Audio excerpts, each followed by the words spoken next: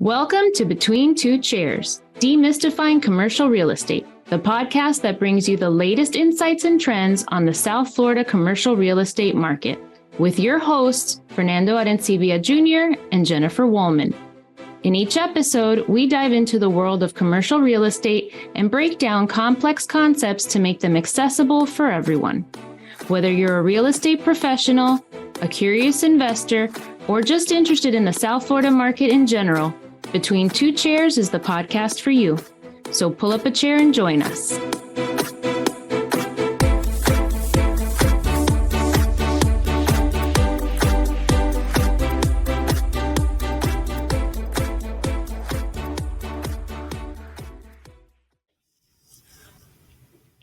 Welcome, everybody, to another episode of Between Two Chairs. We have a very, very special episode. My name is Fernando Arencibia, and with me, as always, is the very strict, very rule-following, don't deviate, do things right from the beginning, disciplinarian, Jennifer Wollmann. Jennifer, say hi. Hi. I'm sorry that I deviated from the script. I know I'm going to hear about it later, but I'm very excited about this episode as we're going to delve into a niche within a niche, right?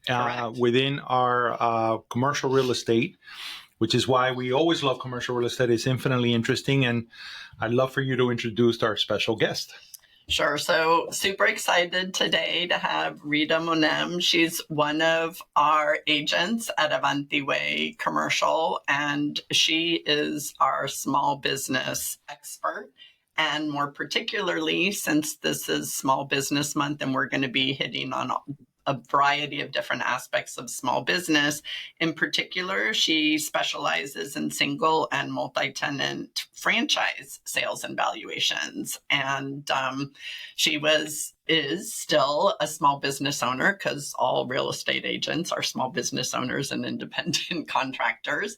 But she was also an owner of a franchise before. So her insights and expertise in this field comes from hands-on, not just from transacting, but from actually working with a large national franchise and what it takes to be a franchisee and how that's different and separate from an independent small business. So welcome, Reda. Thank you. Thanks for having me. Thank you for agreeing to be here. So tell us a little bit. I know Fernando always likes to get into background, and tell us a little bit about yourself and give us a little bit background on you. So I used to work for a corporate company 9 to 5. I didn't like it. I wanted a little bit more flexibility, was thinking about starting my own business, and found it very challenging. There's a lot of aspects to opening your own business, not just owning, running, managing, just so many different hats that you have to wear as an owner. So it can be very challenging for someone who's never owned a business before. I had a friend that had an edible arrangements up north, and he was doing very well. And he was down here visiting one day, and he said, listen, this is a great thing to get into. There's none in Miami. This is a great market. It was a fairly young franchise at the time. So we looked into it, and sure enough, we fell in love with it. My husband and I, we opened the first edible arrangements in Miami. There was one open before us in Coral Gables, but for the most part, we were the first one in Miami.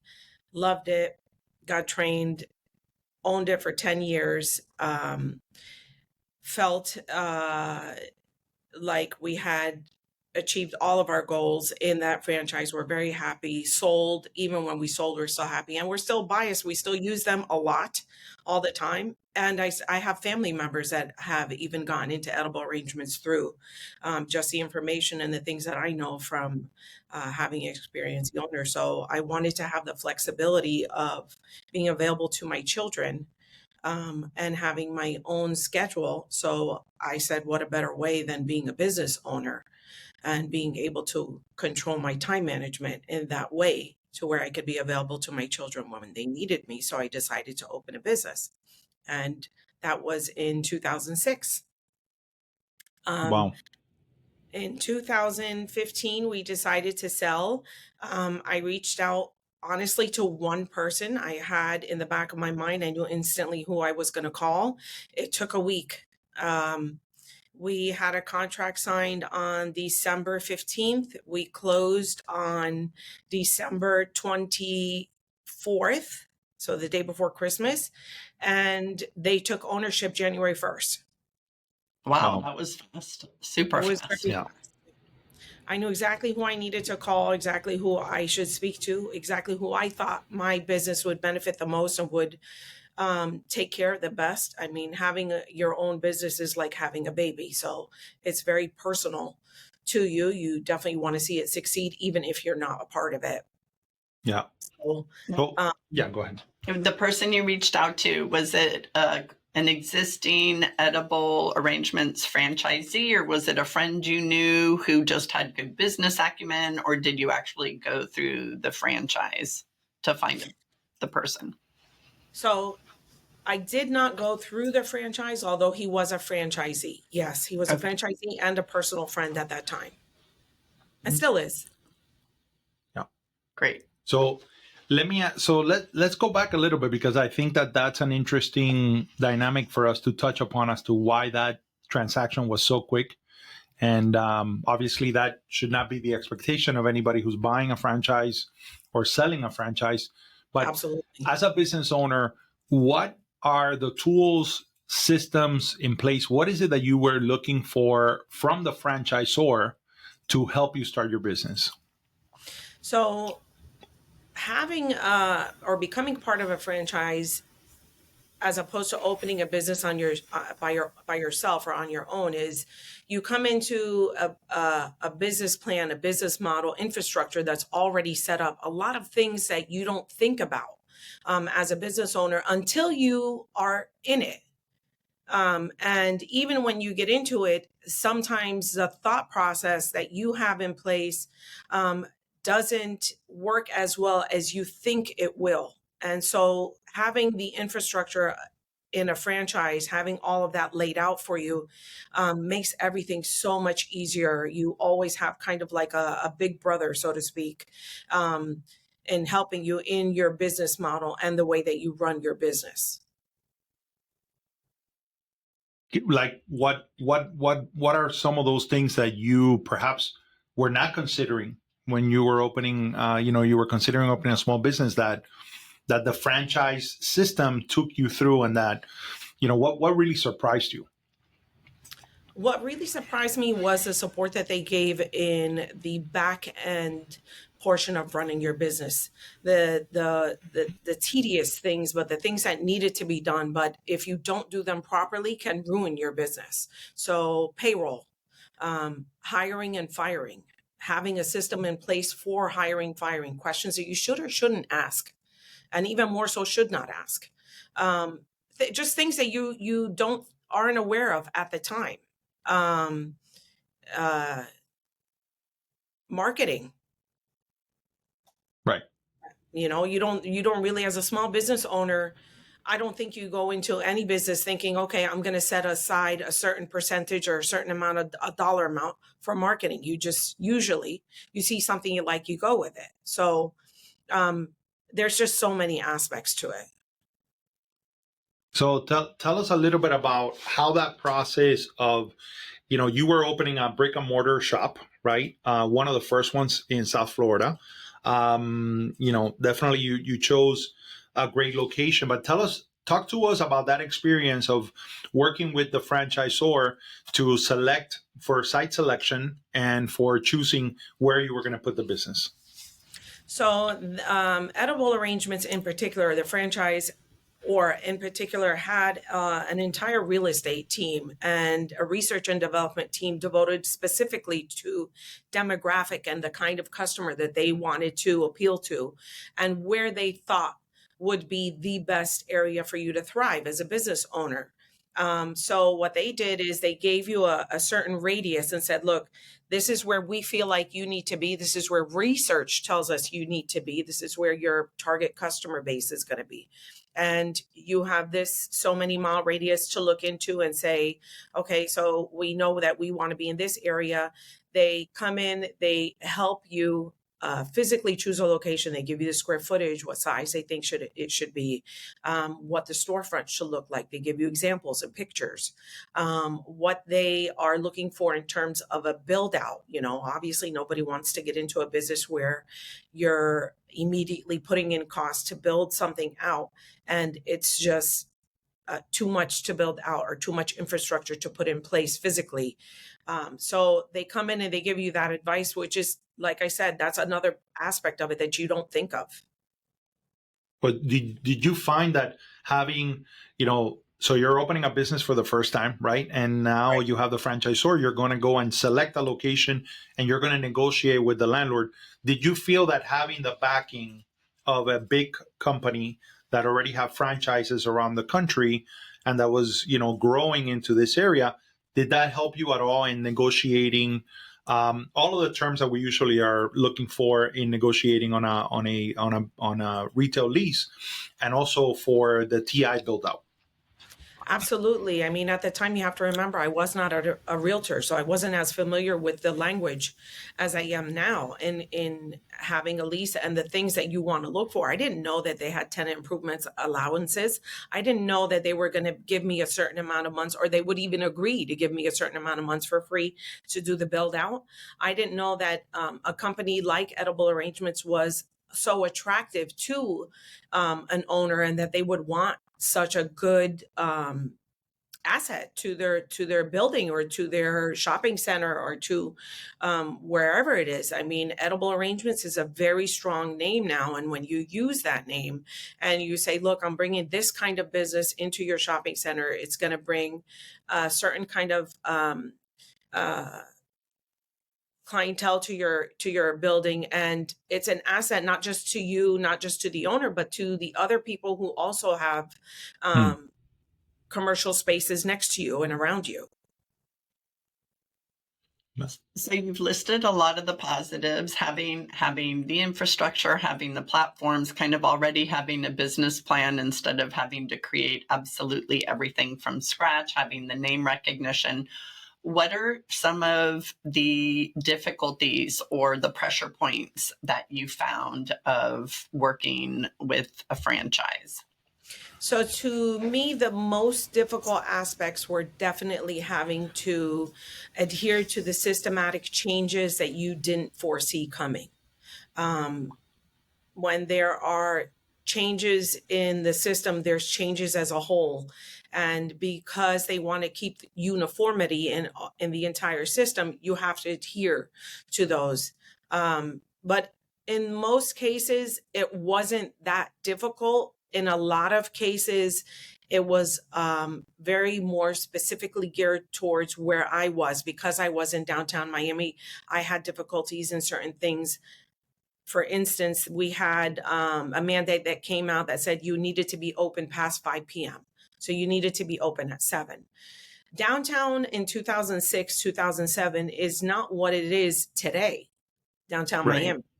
And so it posed a danger to not only to me, but to my employees, which was even worse. I mean, as a business owner, if there's a danger that's going to be incurred, you prefer that it's a danger that is directly to you. And I physically could not be there past 5 p.m. So adhering to the rules was difficult. Another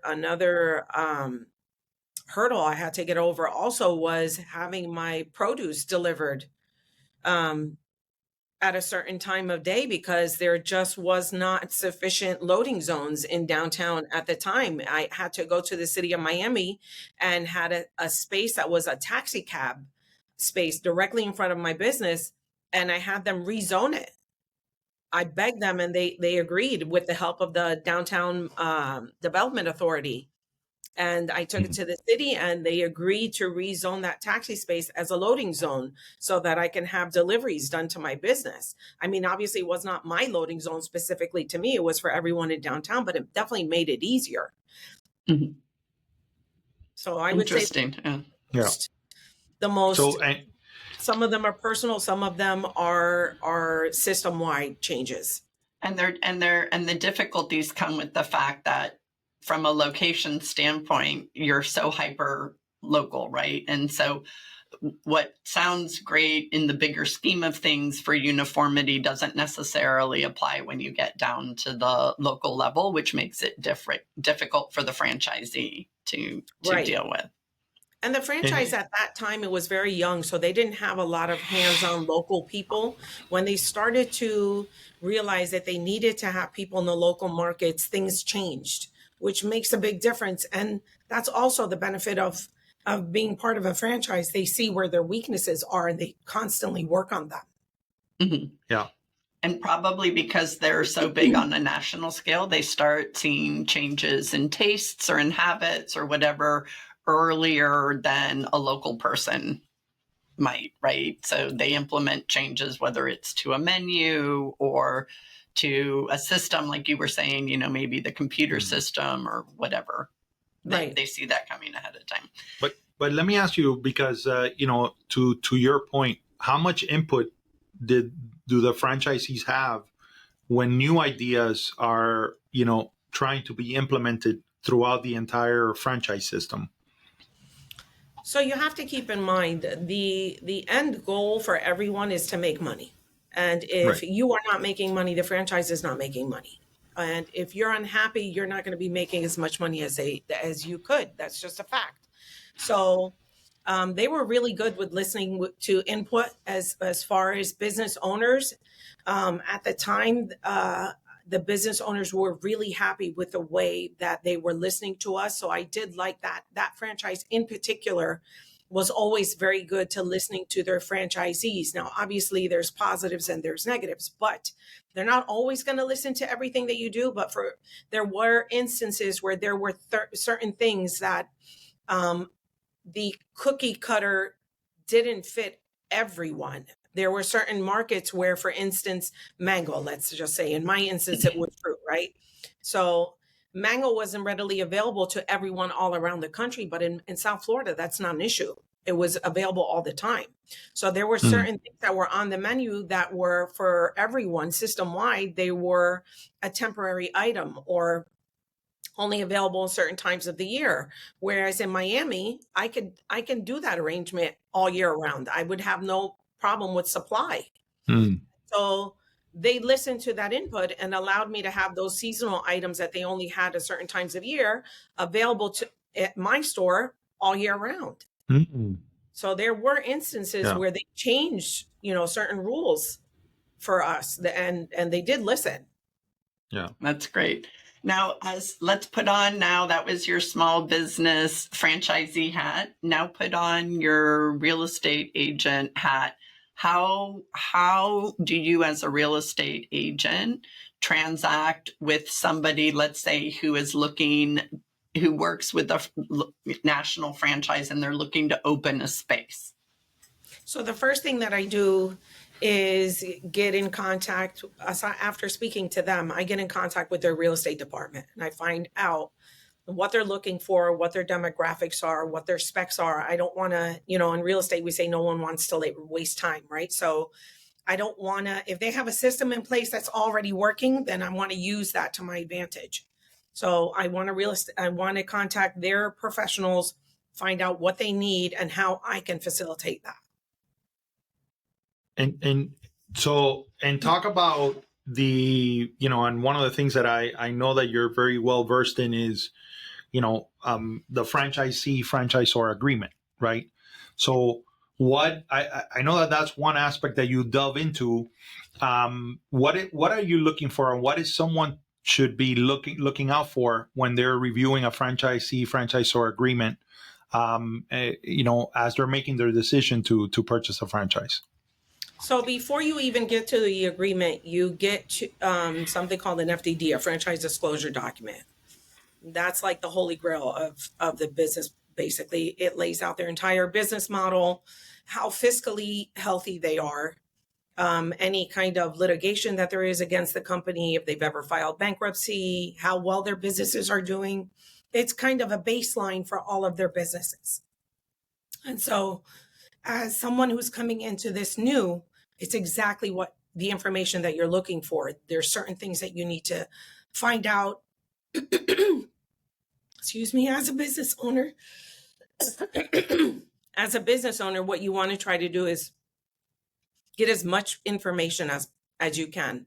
So one of the first things they give you is this franchise disclosure document. Obviously, it is public information, so these things are available on the businesses, but you want to make sure that you have the most updated version of that. So that's what the franchisee is looking for. What would you're a tenant rep and you're helping this person find the perfect location. You've already reached out to the franchisor. So you really are working with two clients, right? The franchisee and the franchisor. What are some of the challenges that you see doing it that way? Because who has final approval? The franchisor, correct?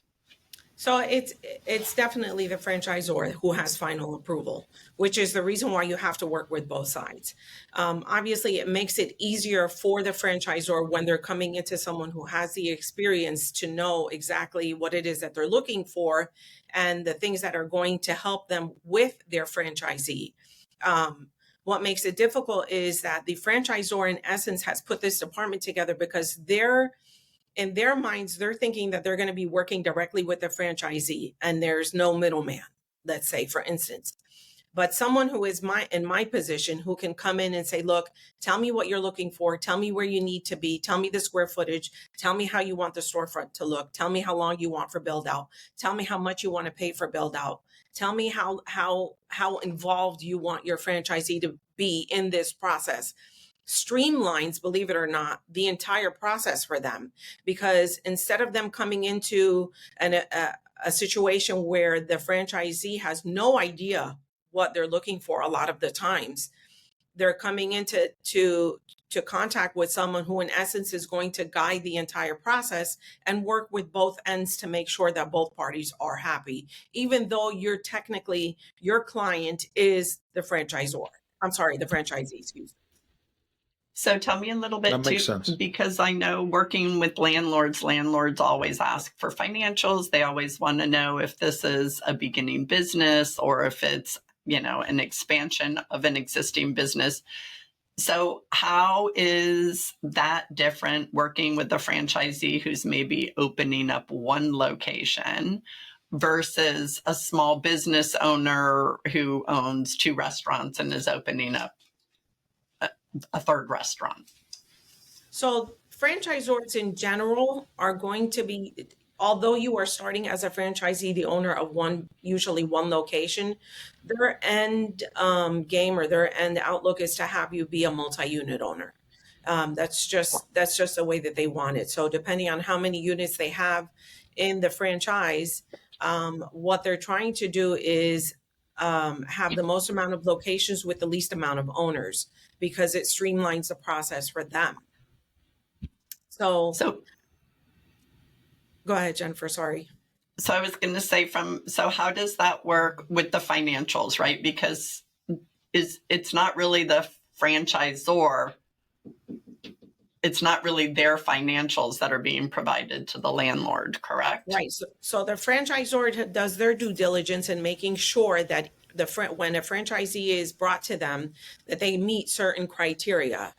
They have to have a certain amount of assets. They have to have a certain amount of working capital. And you have to make that available to them. And once you do, and you go through their process, and sometimes with certain franchises, it is a little more tedious than others. Some make it easier than others. Some you need to have a little bit more working capital, as opposed to some that you don't have to have as much. You can make up the difference in assets, for instance. But what does help is that once you do find a location and the landlord asks for financials or a business plan, they put everything together in a way for you where they give it to you to present to them, and everything comes in a folder. It's their business plan, their business model that you're using. And this is something that is already tried and true. So opposed to coming into as a new business owner where you're giving projections, in essence, I mean, that they're technically numbers that don't exist, right? So you're giving forecasts, but a franchisee is giving you numbers that are already tried and true and are working. And they've already been vetted. To your point, in order for them to be approved by the franchisor, they've been vetted by a known name, a known process to the landlord. Right. So they've already gone through several steps of due diligence in terms of. Okay. And Reda, let me ask you, because a lot of times when you're a small business owner, you're asked to provide a personal guarantee for the business, the retail lease that you're signing. I know that the franchisor is also going to be a signer on the lease, because they want to be able to, this lease to be assigned to them in the event that the franchisee decides that they can no longer take care of the property, or they're taking care of the business improperly, and then they want to maintain control of that lease. Do they also provide some sort of corporate guarantee, or is the guarantee 100% on the individual? Usually the guarantee is 100% on the individual. That's just, it's just a liability that you're going to have to incur. They just help you in planning out the best way to forecast that. If you see yourself in the future for whatever reason, sometimes it can also be a compliance issue where the franchisor comes in and takes over a location. But if they give you the tools to understand that if in the event that does happen, what the process is. Yeah. Well, and the fact that I think it's great, because the fact that they're on the lease, right? Even though they're not a guarantor, just the fact that the franchisor is on the lease is in essence a type of guarantee to the landlord that, look, if something does happen to the franchisee, at least the franchisor is going to do something. They're going to try to step in. They're going to try to backfill the space with another franchisee. So even though they're not physically signing a guarantee, the fact that they're on the lease gives an extra sense of security to a landlord. Right. So, Rita, I always refer to you as the franchise queen and the go-to person for anything relating to small business sales and the leasing side. And what I love about your story is, from the point of view of the value that you add to your clients, is that you've been there. You did it for 10 years. Exactly all of the, pain points that you have to address when you're dealing with your landlord, when you're dealing with the public, when you're dealing with, growing your business. I did want to ask you about when you're looking at that FDD, right? There was a time when you were young. You and your husband were young and naive, and you were looking at different franchise models, and then you chose this one. So I know that after 10 years of running that business and all the experience you've had since, that there are certain things that you would look at, for example, that FDD document very differently. To you, what are the red flags? When you're looking at that FDD, what are the things that would create pause for you in moving forward with a franchise? So now in retrospect, the FDD has certain, they're called items, but they're technically chapters of each of the entire FDD. It's kind of like a book. It's not a few pages. It's a lot. Right. Yeah. But someone who is getting into business with a franchisor needs to know what they're getting into bed with, so to speak. So there's certain sections of the FDD that I immediately go to. Item 19, for instance, is the fiscal health of how much they're making. Basically, what you want to look for. Obviously, a red flag is ones that are not making money, right? Item 3, any litigation against them. You want to find out if their franchisees are suing the franchisor and why. That's going to be in there. 4, bankruptcy. Item 4 is bankruptcy. So you want to look for the bankruptcy aspect. Have they ever filed for bankruptcy? Their age as well, how long they've been in business, how many locations they have open. There are blogs too where you can go and do your background searching and find out, usually every franchise has a blog that is dedicated to it, that has the franchisees that have the blog open, and they go in there and they have their grievances, and they, find a shoulder to lean on, so to speak. How do you get over this? And how do you get over this? You have to remember too, part of the beauty of a franchise is that you're getting into a community of other small business owners like yourself. It's very much like-minded people who have never had businesses before. Some of them obviously have, but most of the time you're going to find people who are just like you, who have the same struggles that you have, who have the same grievances that you have, and being able to share that on a platform or with a community of people that are going through the same thing as you, and say, hey, look, I had this issue at my store. This is what I did, and this is how I alleviated that. And so that community in and of itself is the biggest asset in my mind in being a part of a franchise. I know you've told me before that sometimes you look at those blogs to kind of determine the health of the franchise, right? Because it does speak wonders about, what are the issues that if everybody's having the same issues, then there's something wrong structurally, right? Right. So what you want to try to see is what is the common denominator here? What are most people complaining about? If you're seeing that there's only one or two complaints about, for instance, cost of goods or there's certain systematic problems across the board, generally speaking, in every business, in every aspect. For instance, right now at a post-COVID time, employment retention is very difficult. That has nothing to do with being a franchisee and more so a business owner, but it's everywhere. So if you see that it's something that is, all across the board, then you know that it's something that you're not going to be able to change. I mean, you can work on it on your level, but for the most part, what you're looking for are infrastructure problems. Are you having issues with communication between the franchisee and the franchisor? Do the franchisees feel like they're not being listened to? You definitely want to be a part of a franchise that has an open line of communication. I mean, with Edible Arrangements, to be honest with you, I remember within the first week that we became franchisees, the owner of the entire franchise, which is somebody who's much bigger than one unit owner, gave us his cell phone number and said, if you ever have any issues, give me a call. And so that's the kind of thing that you're looking for. A happy business owner is going to be a thriving business, in my mind. If you're happy, you're just doing that much better, not just for you, but for the franchisor as well. So red flags to look for, I would say, would be franchisees that are unhappy with infrastructure, franchisors that are not listening. If it takes forever to get a response, if you have no backup, if you call and they're not answering and they're not listening, then, and sometimes people it has nothing to do that, and they outgrow the business. It's just time for them to get out, which is where I felt, the cost for me at the time. One of the biggest issues was I was having my lease renewed.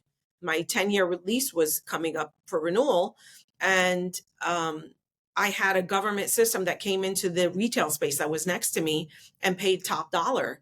And so the owner wanted me to mirror that and pay that in mine. And it was going to make my lease go up by almost 50%. And I just could not afford it. And it was part of why I was getting out. So, You mentioned earlier, and the sale of your business was very fast, and by all accounts. Right. And part of it, and I know a little bit of the story, but you mentioned that to Jennifer, was that the buyer was not only a franchisee owner, but he owned multiple units, right? And he had expressed to you that he had an interest in selling. So when you made that decision, that was the one and only call you had to make. But just for people to be educated, how long should people expect the process of, buying an existing, franchise to be, and I know that, speak a little bit about those elements. I know training is part of that element, the vetting process. Give us a little bit of that behind the scenes look. If somebody's coming in to buy new, they're not an existing franchisee. So if it's not an existing franchisee, you're going to go through the entire process, which is the process that I went through. You go in through the approval process. Obviously, there's multiple interviews. You have a financial interview, you have a personal interview, and then you have an interview right at the end before you sign your the franchise agreement. And basically, the reason why they have those is, number one, they want to make sure that you fiscally, that financially you can afford to run the business. They're going to give you the support and training with in my instance, it was 1 week where we went to their headquarters, had 1 week training there. And when I say training, I mean they train you on nuts to bolts, everything.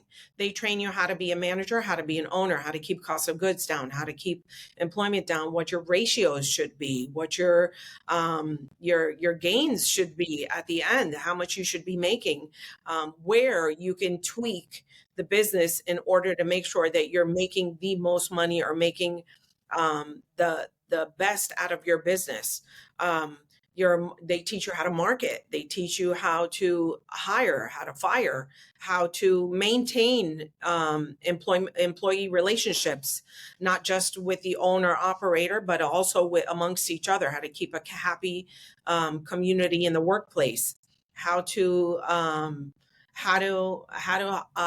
run. For my instance, it was holidays, which were a really big thing. Holidays that I never even knew existed before I got into this business. Boss's Day, so I had no idea. And, I know you're an independent contractor, but please remember us on Boss's Day. Yeah. Think about it. That's funny. I'll think about it. I love it. That's the right answer. So once you get through that whole process and they approve you and let's say you're a new franchisee, but you're buying an existing one and they've approved you, how long then does that take? And do they help you, even though they're the franchisor and already know about what's being sold, right? Do they help the new franchisee with how they can tweak the business or some of the issues that they see within that existing franchise that's being sold to a new franchisee? How does that work? So there's two aspects of this, right? So you have a brand new franchisee who is not within the franchise system that's coming in and buying an existing location. So Correct. They're going to be trained like they're taking on a brand new location that was never open before. The difficulties that you have with that as a business owner is coming into a business where there is already infrastructure laid. So there are habits that are already taking place that you may like or dislike. There are things that are happening that you may need to adhere to because they already have a system in place and you want to keep business running as smoothly as possible. So you adhere to that. As an existing franchisee, on the other hand, when you come into a business, most of the time, the systems that are in place are in place system wide. So they're in place with all the franchisees. So you know that you're going to go into this store. There's going to be a certain amount of people working at a certain time. There's going to be certain things going on at that time. And at what pace the business should be running. And so the franchisor, what they do is they come in and they share all the information with them. So they'll share with them the financial information of how it's doing, what they can expect, the places and the areas that they can work on to increase the business. Obviously, 99% of the time when a business owner is present in their business, that business will make more money than an absentee owner. It's just a fact. Mm-hmm. So there are things that they teach you about that as well. Whether or not most franchisors want the owner to be in the business. Bottom line, they don't want absentee owners. But in some instances, it's just part of the territory that you're going to have absentee owners. Now, Reda, you've represented a lot of sellers of franchise units. In fact, you have a couple on the market right now. You've closed a lot of them. So to Jennifer's point, if I am a new a franchisee owner, how much time is it going to go? Is it going to take me? Because it sounds like there's a lot of moving parts, right? There But is. how much time is it going to take, a buyer to buy an existing franchise when they are a new franchisee to the system? So if you're using someone if you're all by yourself, it's going to take you months. I would say at least 6 months just to get the approval process and all your paperwork in order. If you're using someone who knows what they're doing, someone like me, someone who knows the process that's going to be in place, we can streamline that and bring it down to, I'd say, probably 2 to 3 months from where you start the process to where you actually take over the business. And that's just because I understand what it is you need. I'm going to tell you, look, I need you to get this in place. I need you to get this in place. I need you to get this in place. There's a checklist, so when I go into, if I have a buyer, for instance, and I'm going into a franchise where I know the buyer is a first-time buyer, I'm going to make sure that I contact their resale department, the franchise's resale department, ask for the checklist. They usually have like a buyer's checklist and a seller's checklist. These are the things that we want. So I make sure that my buyers and my sellers have everything on that checklist already prepared. A lot of the times when you're a brand new business owner, you have no idea that there's certain things that are needed. You don't know that you need to start a corporation. You don't know what kind of corporation, S Corp, a bank accounts that are separate, that have nothing to do with your personal bank. Which banks to suggest for them. A lot of the times I'm telling them, look, these are the banks that I personally worked with, but I know that these banks are good banks to work with. Loans, SBA, the SBA loves small business. They love franchises. Franchises are, in essence, although they are a large company, they are, almost 100% of the time locally owned and operated. And so the SBA loves that. And, a lot of these banks that come in and they want to get you approved for a loan, some of the hardships that they run into is that if the business is a startup, they have no baseline to start from. If you're a franchise, they already are familiar with the name, especially somebody like the SBA. They've worked with these franchises a lot of the time, and they know exactly what they are, and they're not apprehensive of giving you a loan. They're not shy. They're not scared. They know the numbers, and you have to know who to reach out to. So it really just all depends. Your timeline depends on how much information you know. Right. Into it, and the people that you're using to help you get to where you need to get. And when you're selling, because you also do a lot of business sales, obviously. So when you are evaluating a business for sale, is it different when you're evaluating a franchise versus an independent small business? Yes and no in some aspects. So franchises fiscally are healthier, so they have a tendency to be healthier than a small business. Obviously, name recognition is part of that. National marketing is usually part of it. And that's something that a small business owner is not going to have. They're not going to have the infrastructure in place to have a national marketing campaign or even a local marketing campaign sometimes. And it's not because they don't want to do it. It's a lot of the times they just don't know. And that's where a franchise comes in and educates you on the areas that you don't know about, So a lot of that sometimes does come into play when you're evaluating a business. Absolutely.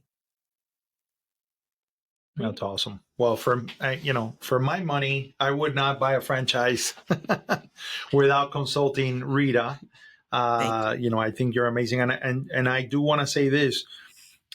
A lot of and we've said this in other podcasts and in conversations we've had, there's something of great value when somebody comes into our industry with real world experience like you have, and the ability to provide that level of value is, it's very hard to find, especially if you're, the fact that you understand the real estate side and the franchise side and the small business side is of incredible value to your clients. So we really appreciate you giving us that behind the scenes look as to how to evaluate and what it is like to function within a franchise system.